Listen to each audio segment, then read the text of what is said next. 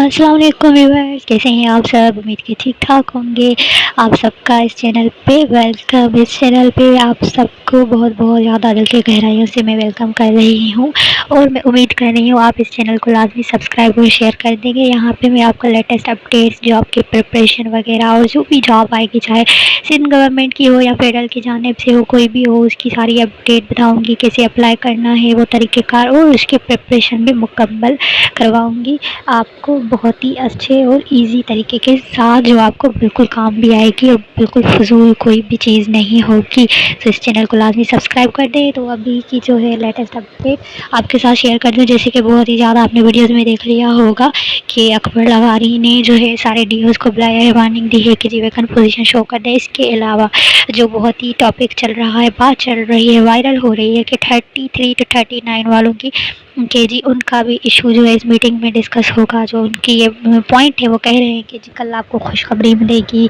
33 to 39 वालों के हक़ में बातें होंगी। कल इस मीटिंग में बहुत कुछ डिसाइड होने वाला है और आप सबको बहुत एक अच्छी खबर मिलने वाली है, क्योंकि इस मीटिंग का मकसद है कि 33 और 39 वालों के लिए जो है कुछ सोचा जाए और उनको भी एडजस्ट किया जाए। बहुत ज़्यादा प्रोटेस्ट और केस हो रही है, मुख्तलिफ़ किस्म के राय, बातें, ख़यालात जो कैंडिडेट्स कर रहे हैं, फैला रहे हैं और लोगों के जज्बात के साथ खेल रहे हैं। हालांकि इस मीटिंग में मैं बता दूं, इस मीटिंग में ये कोई टॉपिक डिस्कस नहीं होने वाला, बल्कि इस मीटिंग में डीओज़ को बुलाया गया है। तो उनसे जो है सारी समरी वगैरह ली जाएगी कि कहाँ तक आपका काम पहुँचा है। और दूसरा जो मेन पॉइंट है कि जी आप वैकेंट पोजीशन शो कर दें। कैंडिडेट्स बहुत ज़्यादा परेशान और बेचैन है और उनको शक हो रहा है कि सीट्स आपने सेल कर देनी है, अपने मन पसंदीदा जो कैंडिडेट्स हैं उनको नवाजना है, तो आप क्यों नहीं कर रहे। इस पर काफ़ी ज़्यादा सेकेंडरी एजुकेशन अकबर लगारी का गुस्सा ज़ाहिर हुआ है सारे डीओज़ पे।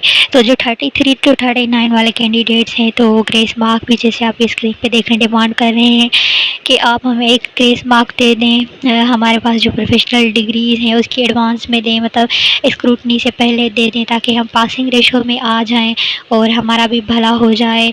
इस तरह से भी काफ़ी डिमांड्स, केस वगैरह, जो सदाम जुम्मन का केस है उसमें भी ये पॉइंट्स हैं। और जो अभी स्ट्राइक कॉल दे रहे हैं उसमें भी इन्होंने यही कहा है कि जी ये सब कुछ होना है, ये सब हमें रखना है। और दूसरा कि उन्होंने कहा है कि जी हम सबको ऑफ़र लेटर दे दें, चाहे फिर हमें बाद में आपने अपॉइंट करना हो, लेकिन हमें ऑफ़र लेटर मिलना चाहिए। तो ये उनकी भी पॉइंट है उनके स्ट्राइक में, इसमें जो उन्होंने कॉल दी है। आप सबको पता होगा, उसका नहीं पता तो जो मेरा दूसरा चैनल है, मतलब मेरा पहला चैनल है लाइफ हैक्स विद मरियम, उस पर जाएँ, सारे मैं वीडियोज़ वहाँ पे शेयर किए हुए हैं। और जी स्क्रीनिंग टेस्ट के प्रिपरेशन के भी काफ़ी ज़्यादा उधर वीडियोज़ आपको मिल जाएंगे, सॉल्व किए हुए हैं जो मैंने सिंपल पेपर्स भी, वो भी मिल जाएंगे। और इस चैनल पे भी आपको बहुत ईजी तरीके से पढ़ाऊँगी, समझाऊँगी, सारे जो मेरा एक्सपीरियंस है वो भी बताऊँगी, शेयर करूँगी, ताकि आप ये टेस्ट बहुत ईजी तरीके से सॉल्व कर लें और आप क्वालिफाई करें, हाईएस्ट मार्क्स लेकर आए। अगर आपने हाईएस्ट मार्क्स ली हैं तो आपको जॉब मिल जाएगी इंटरव्यू लेकर। इसमें जॉब्स भी हैं, ठीक है, इस स्क्रीनिंग टेस्ट में जॉब्स भी हैं। जो हाईएस्ट मार्क्स लेंगे उनको फ़ायदा है। तो पासिंग रेशो तो मैं बता चुकी हूँ 40 है। तो बहरहाल हम बात कर रहे थे 33 to 39 वाले जो कैंडिडेट्स हैं उनकी, तो वो परेशान हो रहे हैं, कह रहे हैं कि एक सिंध एक पॉलिसी, वही उनका नारा कि हार्ड एरिया और डिसेबल कोटा भी आपने जो है ये किया हुआ है ना 33, तो हम क्यों नहीं, हमें भी 33 पे पास किया जाए। काफ़ी कैंडिडेट्स करें, उनके ताल का यूसी में सीट्स हैं जहाँ पे बहुत कम कैंडिडेट्स पास हुए हैं, तो आप 33 पे कर देंगे तो काफ़ियों का भला हो जाएगा। तो काफ़ी कह रहे हैं कि हम एक मार्क से पीछे हैं, जो 39 वाले हैं या 38 वाले हैं, तो 2 मार्क्स अगर उनको मिल जाती है उनकी प्रोफेशनल डिग्रीज़ की, तो उनका फ़ायदा हो जाएगा। और एक बात बहुत ज़्यादा मुझसे पूछी जाने वाली, और मैंने खुद भी ये देखी कि कुछ चैनल्स पे कुछ यूट्यूबर्स ने जी कहा है कि अगर आपने 4 ईयर का ग्रेजुएशन किया है, ऑनर्स यानी कि किया है कोई ऐसी, मतलब आपने फील्ड में 4 ईयर्स का, यानी कि आपको पता है एक होता है बैचलर ऑनर्स पे होता है, एक पास पे होता है। तो अगर आपने ऑनर्स में किया है तो आपको उसकी एक्स्ट्रा मार्क्स मिल रही है। तो ऐसा कुछ भी नहीं है, ये अप्लाई हमने करना था ग्रेजुएशन लेवल पे, 50% हमें उसमें परसेंटेज होनी थी। जिनकी 50% नहीं थी उनके रिजेक्ट हो गए थे फॉर्म।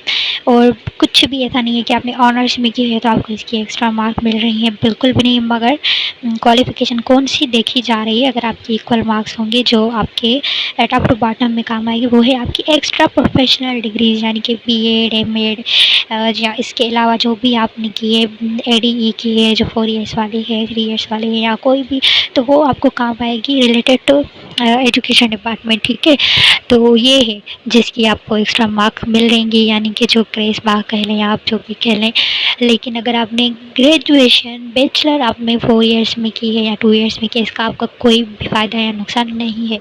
तो इस बात पे लगने की ज़रूरत नहीं है। किसी ने मुझे कहा कि जी कुछ यूट्यूबर्स इस तरह से कह रहे हैं और हम परेशान हो रहे हैं, क्या इस तरह से है, और हमने उनको कमेंट करके भी कहा तो वो हमें गलत ठहरा रहे थे कि जाएँ आप पीईओ ऑफिस में जाएँ, इस तरह से करें, वहाँ जाके पता कर लें। तो मैंने पता किया, मैंने पूछा, तो मुझे बोला गया कि ऐसा तो कुछ भी नहीं है, हमने तो ऐसा कुछ नहीं किया, अभी तक तो ऐसा कोई भी सामने नहीं आया कि जी जिनकी मार्क्स इक्वल हुई तो हमने इस तरह से उनमें किया कि जी किसने 4 ईयर वाली की है या किसने क्या की है या मास्टर की है या नहीं की है। आपको जो है प्रोफेशनल डिग्रीज़ की मार्क्स मिल सकती हैं, और अगर आप के पास इसके अलावा एज का कोई हो जाता है कि मतलब आप अगले से एज में, तो वो भी आपको फ़ायदा देगा अगर आपकी डिग्री सेम हो जाती है। तो ये मैं इसमें डिस्कस नहीं करूँगी। 33 और 39 वाले बहुत ज़्यादा प्रोटेस्ट करें, ये भी बता दूँ, उनकी रोज़ मैं देखती रहती हूँ स्ट्राइक्स, वो प्रोटेस्ट करते हैं या केस कर रहे हैं, और उनको लग रहा है कि जो कल मीटिंग होगी उसमें इनकी पॉइंट उठाई जाएगी और इनको कोई खुशखबरी मिलेगी। मैं दुआ कर रही हूँ सबको खुशखबरी मिल जाए, लेकिन इस मीटिंग में या इस चीज़ की तो कोई बात नहीं होनी, जहाँ तक मुझे पता है। अगर हो जाए तो अच्छी बात है, अल्लाह करे हो जाए, आप सबका भला हो जाए, मैं तो दुआ ही करूँगी। इस चैनल को आपने सब्सक्राइब और शेयर कर देना है। Thank you. अल्लाह हाफ़िज़। अल्लाह ने कहा।